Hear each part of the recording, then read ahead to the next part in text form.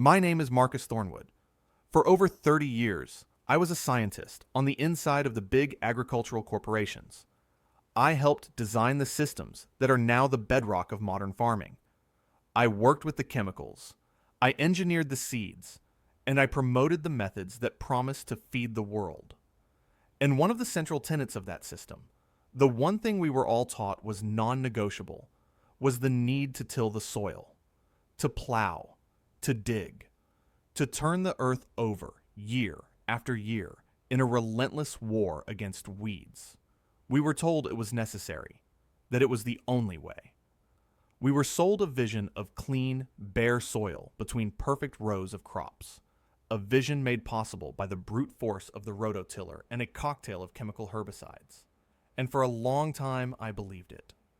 It was the gospel of modern agriculture, and I was one of its disciples. I gave lectures on the importance of seedbed preparation. I wrote papers on the efficacy of pre-emergent herbicides. I saw the earth as a sterile medium, a blank slate upon which we could impose our will. I remember a meeting in a high-rise office building, looking down at the city below, where a senior executive presented a slide that said, "We must bend nature to our will." That was the mantra. Not to work with nature, but to conquer it. To simplify it down to a predictable, controllable equation of inputs and outputs. And for a while, it seemed to work. Yields went up, but we were blind to the true cost. The cost to the soil, which was being eroded and depleted at an alarming rate. The cost to the water, which was being polluted with chemical runoff. And the cost to our own health, as the food we grew became less and less nutritious. But what if I told you that this entire system, this back-breaking, soil-destroying, chemical-dependent system, is based on a lie? What if I told you that there is a way to garden, a way to grow abundant food without ever tilling your soil again? A system that not only eliminates 90% of the weeding, but also builds healthier, more fertile soil year after year, with less work, not more. This isn't some new age fantasy. This is a system that has been practiced for thousands of years, a system that was rediscovered in the 20th century by a few brilliant, rebellious minds who dared to question the dogma of their time. It's a system that the agricultural industry has conveniently ignored, even suppressed. Why? Because it doesn't sell tractors, it doesn't sell fertilizer, and it certainly doesn't sell herbicides. It sells self-sufficiency, and self-sufficiency is the enemy of corporate profit. Today, we're going to uncover this lost knowledge. We're going to learn how to put away the tiller for good, and we're going to start a revolution, right in your own backyard. Cut to Marcus, standing in a vibrant, heavily mulched garden, holding a handful of rich, dark compost. The secret, the entire philosophy, can be summed up in 2 words: no dig, or, as one of its most famous proponents called it, the no-work gardening method. It's a system based on a simple, yet profound observation of how nature itself builds soil. Think about a forest floor. Does anyone come and till it? Does anyone rake away the leaves in the fall? No. Year after year, leaves, needles, and fallen branches accumulate on the surface.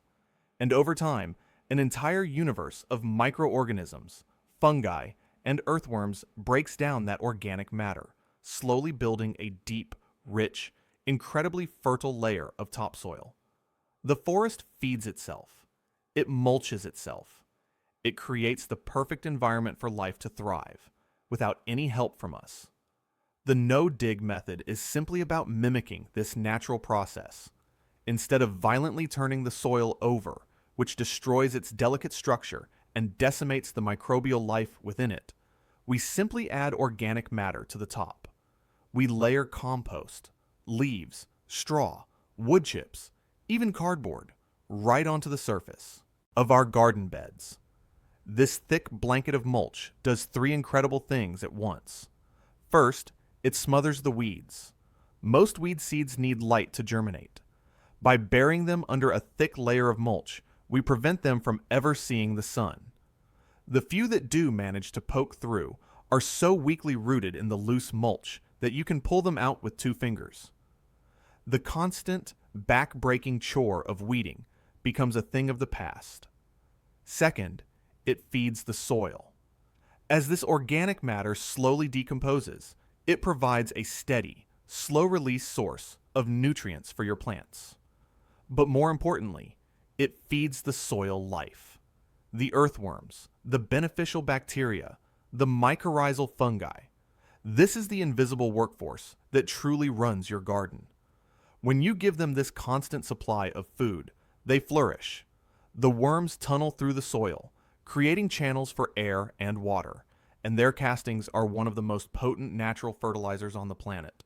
The fungal networks, a vast underground internet, extend the reach of your plant's roots by 100, even 1,000 times, bringing them water and nutrients from far and wide in exchange for the sugars the plant produces through photosynthesis. When you till, you shred this delicate network to pieces. When you use no-dig, you cultivate it. You are not just feeding your plants. You are cultivating an entire ecosystem beneath your feet. Tilling is like an earthquake, a hurricane, and a forest fire hitting your soil all at once. It shatters the delicate soil aggregates, exposes protected organic matter to be burned off as CO2, and rips apart the fungal hyphae.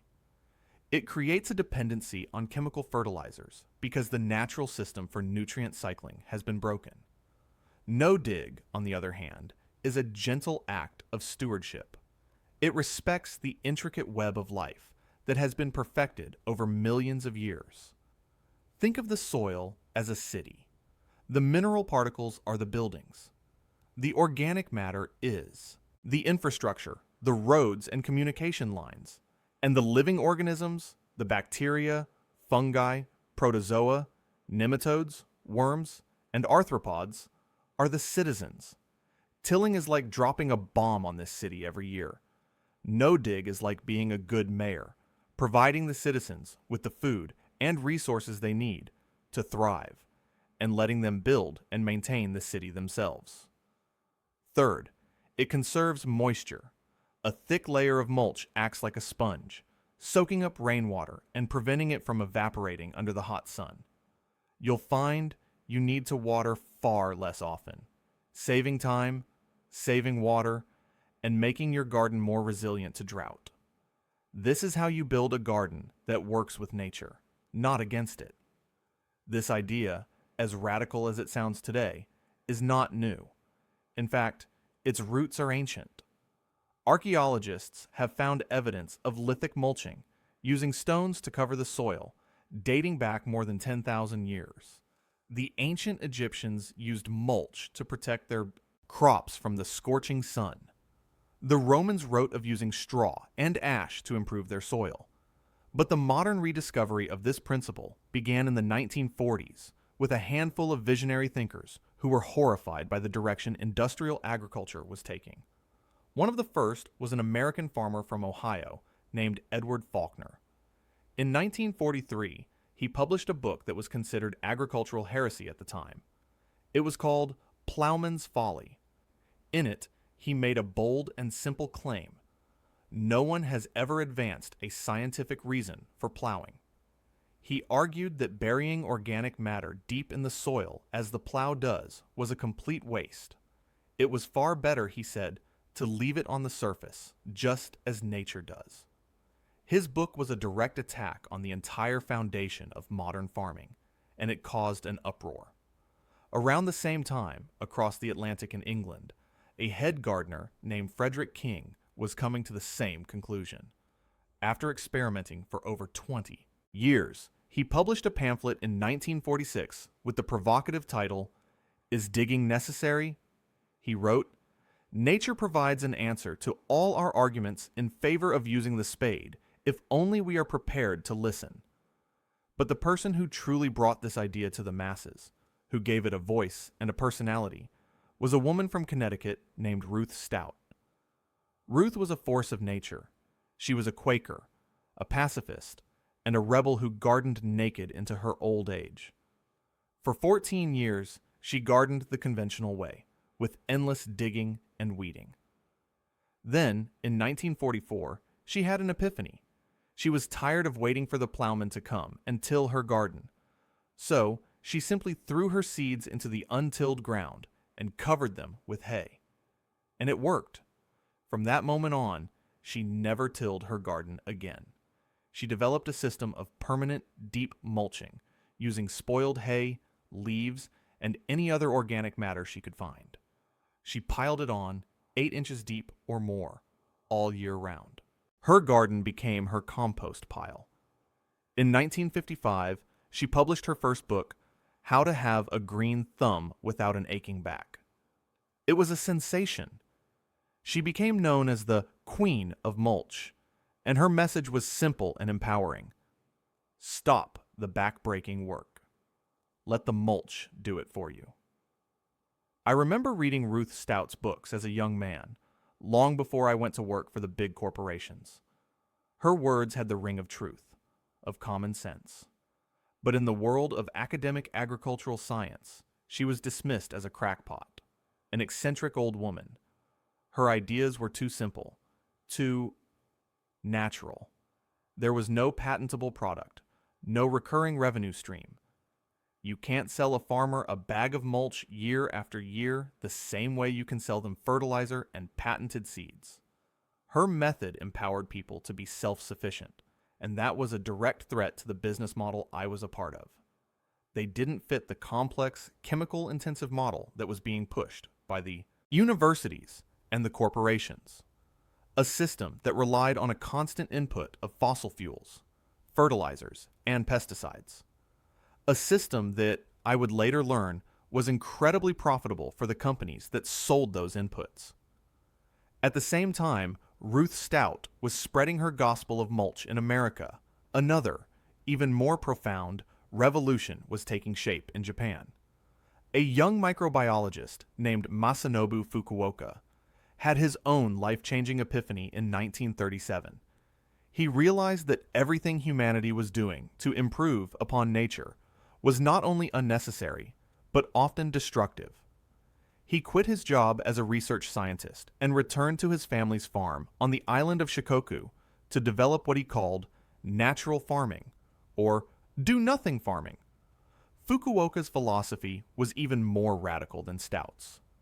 He proposed 4 core principles: no tilling, no fertilizer, no pesticides, and no weeding. His goal was to work in complete harmony with nature, to interfere as little as possible. He saw that the soil, left to its own devices, would maintain its own fertility. He saw that a diverse ecosystem of plants and insects would keep pests in check.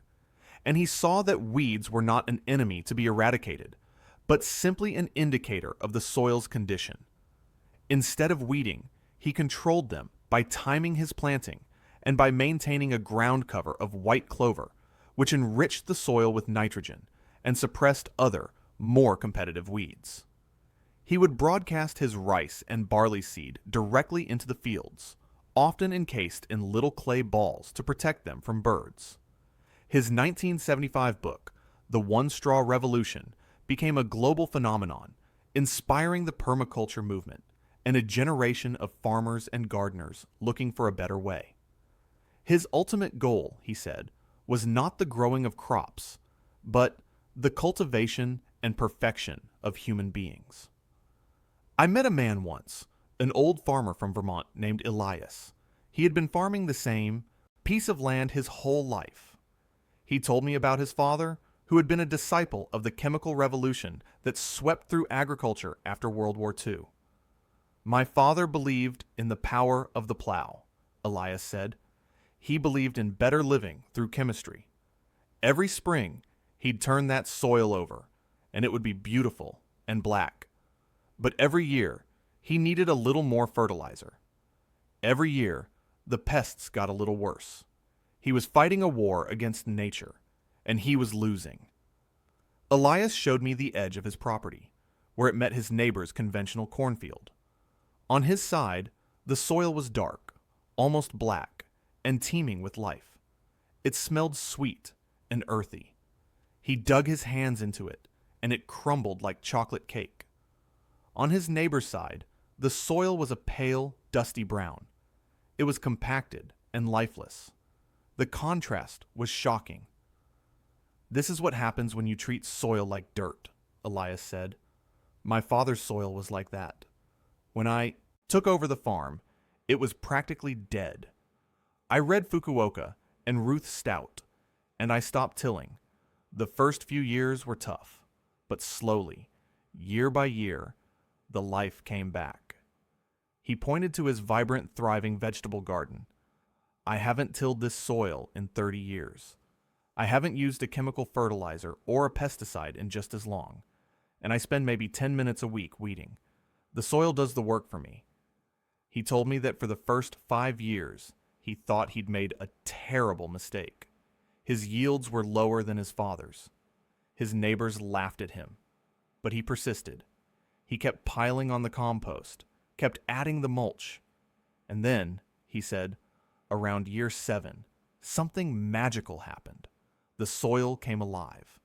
The yields not only recovered, they surpassed what his father had ever achieved with all his chemicals, and they were more resilient. During a drought that devastated the county, Elias's farm remained green and productive. His soil, now a deep, spongy reservoir of organic matter, held onto the water long after his neighbor's fields had turned to dust. So, how do you start? How do you convert your own garden to a no-dig system? It's surprisingly simple. The best time to start is in the fall, but you can do it any time of year. First, you need to smother the existing grass and weeds. The easiest way to do this is with a layer of cardboard. Get plain brown cardboard boxes. Remove all the plastic tape and lay them flat on the ground, overlapping the edges by at least 6 inches so no light can get through. This is your weed barrier. It will smother everything underneath it, and within a few months, the worms will have broken it down and incorporated it into the soil. On top of the cardboard, you're going to add your compost, a good, thick layer, at least 4 to 6 inches deep. This will be your primary growing medium for the first year, and on top of the compost, you add your mulch. This can be anything from spoiled hay, straw, shredded leaves, or wood chips. Another 4 to 6 inches. This top layer is what will protect the soil, retain moisture, and suppress new weeds. And that's it. Your bed is ready. You can plant directly into the compost layer. For larger plants like tomatoes or squash, you can dig a small hole through the mulch and compost. For smaller seeds, you can simply pull back the mulch, sow your seeds in the compost, and then gently push the mulch back around the seedlings once they're established. From now on, your only job is to keep adding organic matter to the top. Every fall, add a new layer of compost and a thick layer of leaves or straw. Your soil will get better and better every single year. The structure will improve, the fertility will increase, and the life within it will multiply. You will be building soil, not just mining it for nutrients. You will be creating a resilient, self-sustaining ecosystem that will feed you for years to come with a fraction of the work. This is more than just a gardening technique. It is a paradigm shift. It is a rejection of the industrial mindset that sees nature as an enemy to be conquered. It is an embrace of a more ancient, more harmonious way of living. It is the understanding that true wealth lies not in our bank accounts, but in the health of our soil. The corporations that sold us the plow and the poison will not teach you this. It is knowledge they have tried to bury. But just like a seed, the truth has a way of finding its way to the light. Share this knowledge. Start your own no-dig garden. And watch as the life returns. This isn't just about growing vegetables. It's about a fundamental choice. Do we want to be conquerors of nature or partners with it? Do we want a system that is dependent on a handful of corporations and a constant stream of chemicals, or a system that is resilient, decentralized, and rooted in the wisdom of the earth itself? The choice is yours. It begins in your own backyard. It starts with a layer of cardboard and a pile of compost. It starts with the decision to stop fighting nature and to start working with her. It is a small act of rebellion, but it is one that can change everything.